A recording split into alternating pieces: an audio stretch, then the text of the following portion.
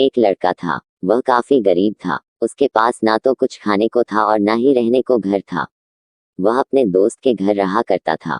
उसने एक छोटी सी कंपनी में पेंटिंग का काम करना शुरू कर दिया। धीरे धीरे उसके पास काफी पैसे भी हो गए। बाद में वह काफी धनी भी हो गया। लेकिन अभी भी उसके अंदर कुछ कमी का एहसास होता था। जब वह छोटा था तभी उसके माता पिता इस दुनिया से चले गए थे। उसने कभी प्रेम को नहीं जाना था।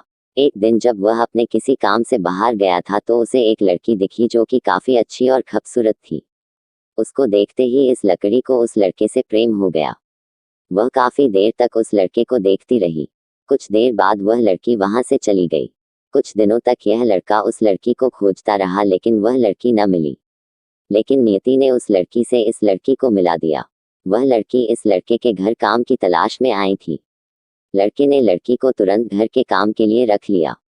जब वह लड़की इस लड़के इस मिलने आई थी तो उस समय इस लड़के ने कुछ शब्द भी साफ से नहीं बोल पा रहा था, जिससे लड़की को लगा कि यह लड़का गूंगा है। लड़का भी जान गया था कि यह लड़की हमें गूंगा समझती है। इसके साथ ही साथ यह लड़की समझ गई थी कि यहाँ लड़का इस घर का नौकर है ना कि मालिक है। अब जब भी यह लड़का उस लड़की के पास जाता तो गूंगा बन जाता है। धीरे धीरे वह लड़की इस लड़के पर काफी रहम खाने लगी। अब उसे इस लड़के के लाचारी पर प्यार होने लगा। लेकिन फिर वह लड़की एक बात से डरकर पीछे हट जाती थी।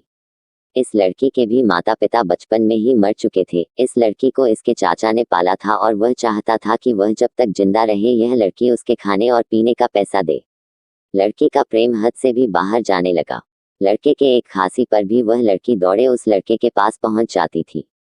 अब लड़का भी समझ गया कि इस लड़की को मुझसे प्रेम हो गया है। लड़का भी बहुत ज्यादा उस लड़की से प्रेम करता था। उसने पहले लड़की के बारे में सब कुछ पता किया।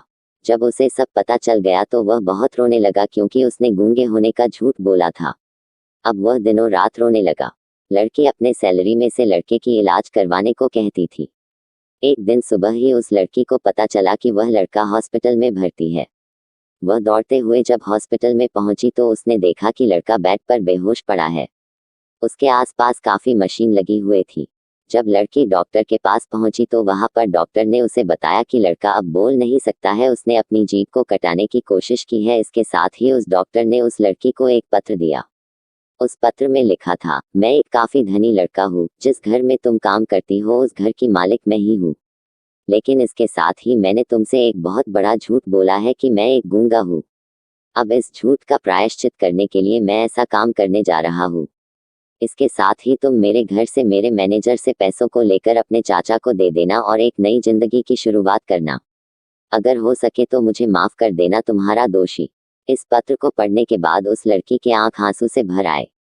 वह दौड़ते हुए मंदिर में गई। उसने भगवान के सामने कसम खाया कि जब तक वह लड़का बोलने नहीं लगता है तब तक वह कुछ नहीं खाएगी, भले ही वह मर क्यों न जाए। इधर डॉक्टर भी उस लड़के की इलाज कर रहे थे। ईश्वर ने दोनों के मन की बात काबूल कर लिए और अब लड़का बोलने लगा। लेकिन वह अपनी याददाश्त को खो गया। अब उसे कुछ भी नहीं याद था। अब इसके बाद लड़की ने उसके याददाश्त के लिए काफी कुछ किया लेकिन याददाश्त न आ सका। अगर प्रेम की नींव को झूठ पर रखा जाए तो वह गिर ही जाता है।